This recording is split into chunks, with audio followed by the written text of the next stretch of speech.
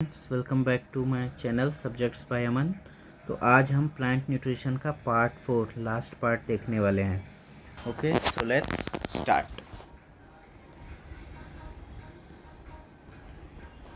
Heterotrophic plants which can't make their own food and depend on other plants for their food are called heterotrophic plants।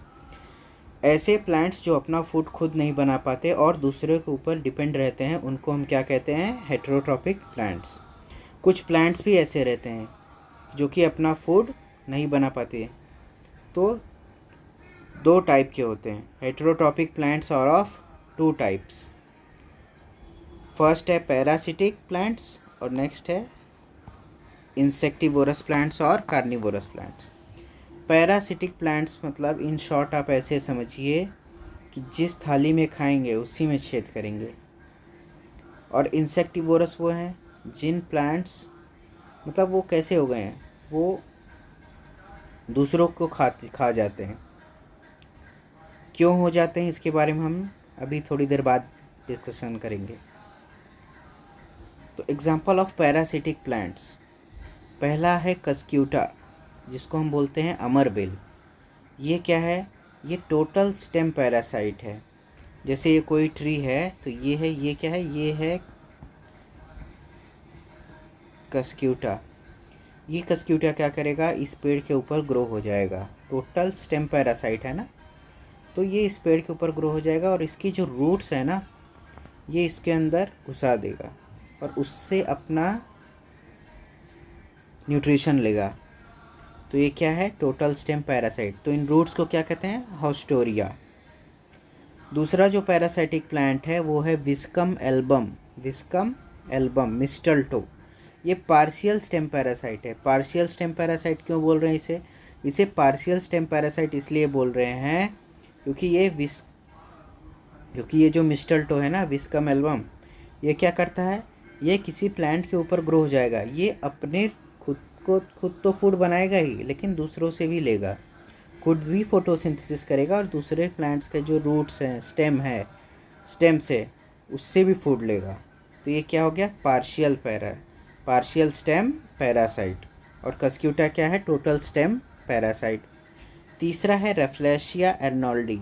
ये जो rafflesia एर्नोल्डी है ये total root parasite है। मतलब क्या होगा? इसका कहने का मतलब ये है कि ये जो रेफ्लेशिया एर्नोल्डी है ना, ये टोटल क्या है? टोटल रूट पैरासाइट है। ये दूसरों के रूट से अपना क्या होगा? अपना फूड ले लेगा।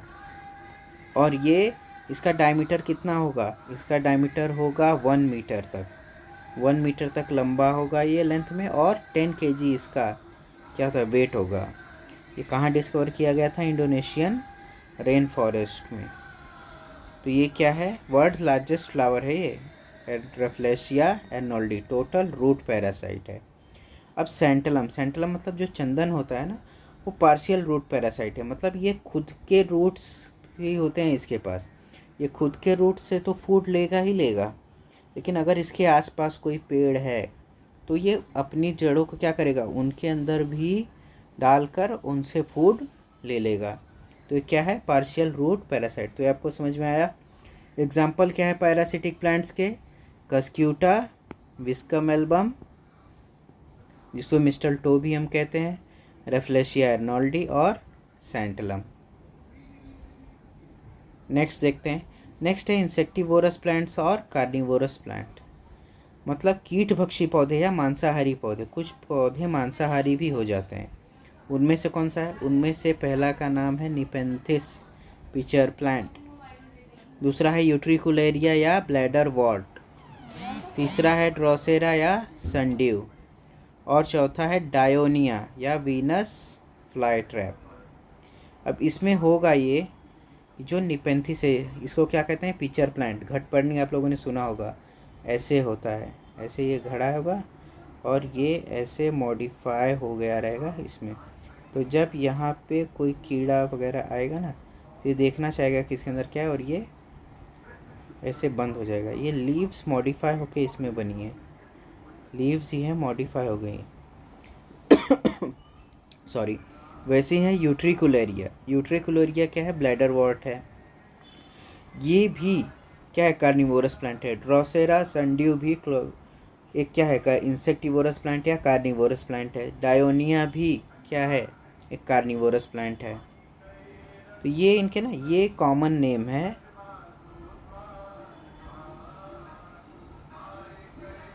और ये साइंटिफिक नेम है।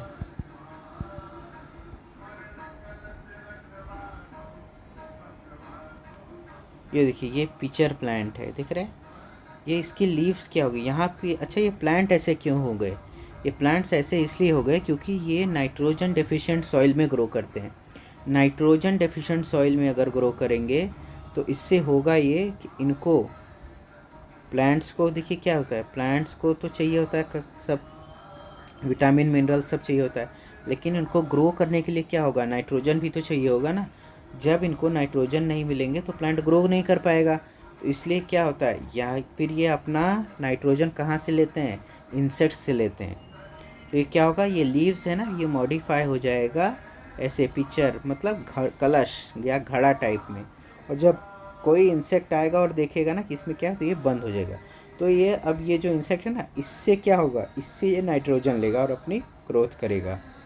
तो ये बहुत ज़रूरी रहता है। जैसे हमें फर्टिलाइज़र के लिए भी नाइट्रोजन पोटेशियम और सोडियम, नाइट्रोजन पोटेशियम चाहिए होता है ना। तो क्या होगा, तो ये क्या होगा, ये क्या करेगा, नाइट्रोजन ऐसे ले लेगा। देखिए ये निपेंथिस है, पिचर प्लांट है, आप देख रहे हैं। और ये है ड्रायोनिया या वीनस फ्लाईट्रैप। इधर ये क्लचर जैसा है जो जूड़ा में लगाती हैं ना औरतें, वो लेडीज़ जो लगाती हैं औरतें क्लचर में, उस टाइप जैसा है। तो ये क्या होगा, ये ऐसे खुला रहेगा, जब कोई इंसेक्ट आएगा तो इसको ऐसे बंद कर लेगा। तो ये है। और ये है देखो ब्लैडर वॉर्ट। ब्लैडर वॉर्ट यूट्रिकुलेरिया, इसको क्या बोलते हैं? यूट्रिकुलेरिया। तो ये सब क्या है? ये कार्निवोरस प्लांट है या इंसेक्टिवोरस प्लांट्स है।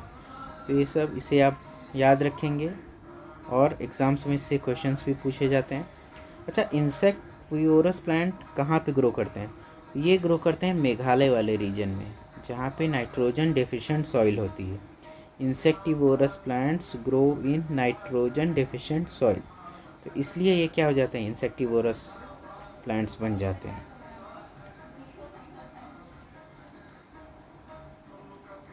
ये देखिए, ये इन सब का कॉमन नेम है और ये साइंटिफिक नेम है। Nepenthes pitcher plant, Utricularia, bladderwort, Drosera sundew, Dionaea, Venus flytrap. तो आपको अगर मेरी वीडियो अच्छी लगे तो इसको लाइक कीजिए, शेयर कीजिए। और अगर आप कुछ और एक्स्ट्रा चाहते हैं तो मुझे कमेंट्स में बताएं। कमेंट्स ज़रूर करिएगा जिससे मैं अपने आप को इम्प्रूव कर पाऊँ। और हाँ, ये किस एग्ज़ाम्स के लिए यूज़फुल है? ये यूज़फुल फॉर ऑल एग्ज़ाम्स है।